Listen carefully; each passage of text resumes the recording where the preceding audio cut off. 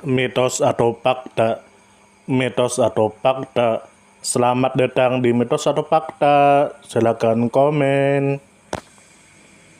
Komen. Mitos atau fakta? Kali ini kita akan membawakan sebuah cerita, yang mana silahkan Anda semua tebak apakah itu hanya mitos atau fakta yang pernah terjadi. Tentu kita semua tahu bahwa mitos itu adalah cerita yang dipercaya sebagai hasil imajinasi dan kebenarannya tidak dapat dibuktikan. Sedangkan fakta adalah suatu peristiwa atau keadaan yang benar-benar terjadi dan dapat dibuktikan. Fakta dapat diperoleh melalui pengamatan terhadap suatu objek atau peristiwa. Sekarang masuk ke video. Dikatakan bahwa pada masa lalu hidup seseorang yang bernama Abdul Syukur atau yang dikenal masyarakat dengan sebutan Kiai Haji Abdul Syukur. Lalu kemudian selanjutnya dikatakan menurut kabar yang beredar, bahwa Kiai Haji Abdul Syukur lebih populer disebut Guru Syukur, baik oleh para santri pesantren Darussalam khususnya maupun kalangan kaum muslimin di kota Martapura umumnya. Lalu kemudian selanjutnya dikatakan menurut kabar yang beredar, bahwa sementara oleh anak-anak beliau sendiri di rumah biasa dipanggil ayah. Sebutan ayah ini mengandung makna penghormatan sekaligus kemuliaan dan ketaatan. Sudah biasa bagi orang suku Banjar, khususnya dalam komunitas orang Martapura memberikan sebutan atau panggilan ayah, dikarenakan adanya kelebihan pada orang yang bersangkutan. Lalu kemudian selanjutnya dikatakan menurut kabar yang beredar, bahwa Guru Syukur sebetulnya keturunan orang Amuntai Kabupaten Hulu Sungai Utara. Kiai Haji Abdul Syukur lahir dari pasangan suami istri yang taat melaksanakan ajaran agama, yakni Anang Acil bin Taher dengan Salamah binti Haji Ali bin Kiai Ronggo. Karena berada dalam lingkungan keluarga yang taat dan patuh dalam beragama, maka beliau pun sejak kecil sudah terbiasa dengan lingkungan yang agamis, kehidupan yang religius Islami. Lalu kemudian selanjutnya dikatakan menurut kabar yang beredar, bahwa orang tua dan keluarga Kiai Haji Abdul Syukur menyekolahkan anak kesayangan ini di pondok pesantren Darussalam Martapura. Apalagi ketika itu Kiai Haji Abdul Syukur memang sudah berdomisili secara menetap di kota Martapura bersama kedua orang tua beliau. Dalam menuntut ilmu di dunia pesantren maka Kiai Haji Abdul Syukur termasuk anak yang tekun belajar, memiliki semangat otodidak yang tinggi, cerdas dan tanggap dalam menyerap sesuatu. Lalu kemudian selanjutnya dikatakan menurut kabar yang beredar, bahwa ada kelebihan Kiai Haji Abdul Syukur yang jarang dimiliki orang lain, yakni beliau dianugerahi oleh Allah mudah memaham pelajaran, cepat menghafalnya serta memiliki ingatan yang kuat. Keutamaan yang beliau miliki ini tak hanya diakui oleh teman-teman sesama santri, akan tetapi juga mendapat acungan jempol dari guru-guru atau orang yang pernah mendidik serta mengajar beliau, baik secara formal maupun non-formal.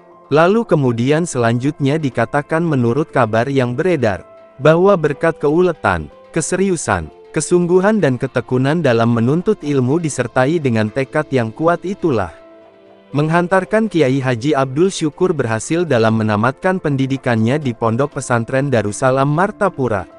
Hingga tingkat akhir, semua jenjang pendidikan yang beliau tempuh di sekolah agama, mulai madrasah diniyah, sanawiyah sampai tingkat aliyah. Lalu kemudian selanjutnya dikatakan menurut kabar yang beredar, bahwa ketika masih menyantri di pondok pesantren Darussalam hingga menamatkannya, beliau masih belajar secara privat dengan sistem kaji duduk dengan guru-guru tertentu, baik datang sendiri atau bersama teman.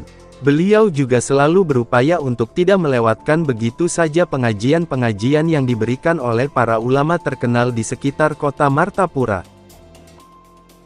Lalu kemudian selanjutnya dikatakan menurut kabar yang beredar, bahwa sebagai seorang santri Kiai Haji Abdul Syukur tampil apa adanya, rendah hati, peramah, suka menolong teman dan bergaul dengan siapa saja. Meskipun sebagai anak yang pintar, namun Kiai Haji Abdul Syukur semasa menuntut ilmu tidak pernah membeda-bedakan teman.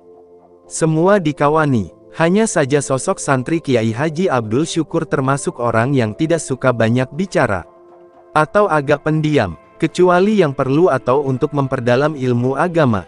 Sifat pendiam tersebut ternyata melekat sampai Kiai Haji Abdul Syukur dewasa dan berusia senja. Inilah salah satu penyebab yang membuat orang lain makin menghormati, memuliakan keulamaan beliau. Meski ada kesan disegani, tapi sebetulnya beliau tidak pemarah. Jadi keseganan orang bukan karena ditakuti, melainkan lantaran orang sangat mematuhi serta menghormati beliau. Dalam hal ini khususnya siapa saja yang pernah berguru dengan Kiai Haji Abdul Syukur, baik di dalam maupun di luar pesantren. Lalu kemudian selanjutnya dikatakan menurut kabar yang beredar, bahwa banyaknya prestasi yang dimiliki Kiai Haji Abdul Syukur tentu tidak dibiarkan begitu saja oleh pengelola pondok pesantren Darussalam. Beliau termasuk alumni yang diminta mengajar di pondok yang menghantarkan beliau sendiri sebagai ulama. Malah tak hanya sebagai guru biasa, lantaran kealiman, kepemimpinan, kepribadian dan sifat-sifat terpuji yang dimiliki, maka beliau dipercaya untuk memimpin pondok pesantren Darussalam Martapura selama beberapa periode, bahkan hingga akhir hayat beliau. Lalu kemudian selanjutnya dikatakan menurut kabar yang beredar, bahwa selama kepemimpinan beliau, maka pondok pesantren Darussalam berkembang dengan pesat. Setiap tahun santrinya terus bertambah. Mereka berdatangan dari kawasan Pulau Kalimantan pada khususnya, bahkan juga ada yang berasal dari Pulau Jawa, Sulawesi dan Sumatera serta daerah-daerah lainnya di Nusantara. Semasa menjabat pimpinan tak ada perbedaan penampilan Kiai Haji Abdul Syukur tetap sederhana seperti biasa. Lalu kemudian selanjutnya dikatakan menurut kabar yang beredar, bahwa dalam sehari-harinya beliau sudah terbiasa berbusana rapi memakai sarung, termasuk ketika menghadiri undangan berbagai upacara resmi, baik di Kabupaten Banjar Provinsi Kalimantan Selatan maupun di tingkat pusat. Kekonsekuenan beliau memakai busana semacam ini memang jarang ditemukan pada ulama lain. Padahal disinilah sebenarnya dapat dilihat letak muruah dan tawadu rendah hati serta qanaahnya seorang ulama sejati. Lalu kemudian selanjutnya dikatakan menurut kabar yang beredar, bahwa walaupun keseharian Kiai Haji Abdul Syukur disibukkan dengan padatnya kegiatan mengajar dan memimpin pondok pesantren Darussalam, namun beliau masih menyediakan diri dalam mengabdi kepada masyarakat, yaitu dengan memberikan pengajian, baik di rumah beliau sendiri maupun di tempat lainnya. Dalam memberikan pengajian biasanya Kiai Haji Abdul Syukur sering diminta menguraikan materi hadis-hadis Nabi Muhammad. Materi ini juga merupakan mata pelajaran yang biasa beliau berikan di pondok pesantren Darussalam.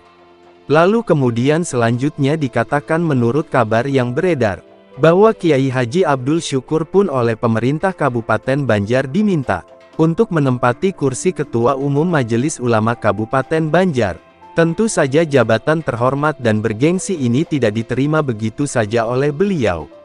Dengan tegas beliau menolaknya dan menyuruh orang lain saja yang menempati posisi itu.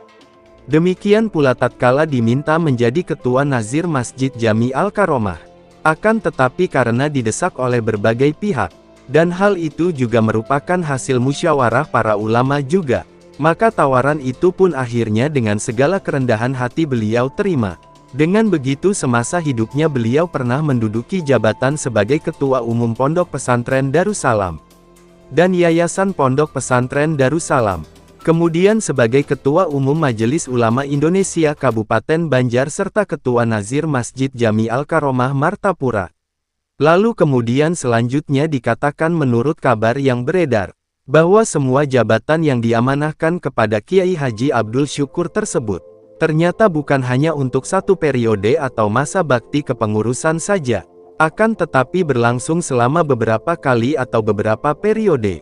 Ini tentu saja karena keikhlasan serta keberhasilan beliau dalam merealisasikan amanah kepemimpinan yang dipikulkan. Lalu kemudian selanjutnya dikatakan menurut kabar yang beredar, bahwa Kiai Haji Abdul Syukur bersama keluarga tinggal di rumah sederhana di Komplek Pendidikan Darussalam Martapura Tanjung Rema, tepatnya di Jalan Perwira Komplek Pangeran Antasari Martapura. Beliau didampingi seorang istri yang sopan santun dan setia, Haj Fatimah. Dari perkawinan dengan istri tercinta itu dikaruniai 7 orang anak, 5 orang laki-laki dan 2 perempuan.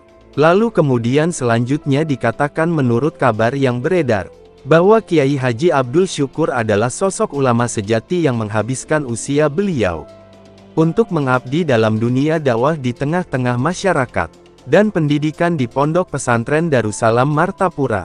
Ketokohan beliau sebagai ulama dan kealiman dalam ilmu hadis serta hafalannya belum tertandingi. Ada beberapa karya tulis beliau terkait dengan sanad kitab-kitab khususnya bertalian dengan hadits Nabi Muhammad.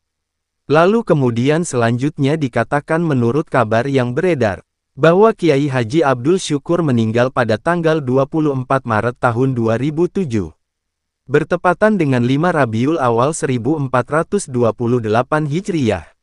Setelah mengalami sakit beberapa hari lamanya, beliau meninggal di Rumah Sakit Umum Ulin Banjarmasin dan dimakamkan di Alkah keluarga di Kampung Melayu Ulu Martapura. Posisi makam beliau persis berdampingan dengan makam Kiai Haji Anang Syarani Arif yaitu guru beliau yang dikenal ahli hadis. Bagaimana menurut Anda semua? Apakah cerita di atas adalah mitos dan cerita sebelum tidur atau memang fakta yang pernah terjadi? Silahkan tulis di kolom komentar. Bagaimana menurut Anda semua? Apakah itu mitos atau fakta? Jika mitos, silakan tulis di kolom komentar. Dan jika fakta, silakan tulis di kolom komentar. Karena kita tahu bahwasanya mitos itu adalah cerita yang dipercaya sebagai hasil imajinasi dan kebenarannya tidak dapat dibuktikan. Sedangkan fakta adalah suatu peristiwa atau keadaan yang benar-benar terjadi dan dapat dibuktikan. Nah, jadi bagaimana menurut Anda semua? Apakah ini mitos atau fakta? Silakan tulis di kolom komentar.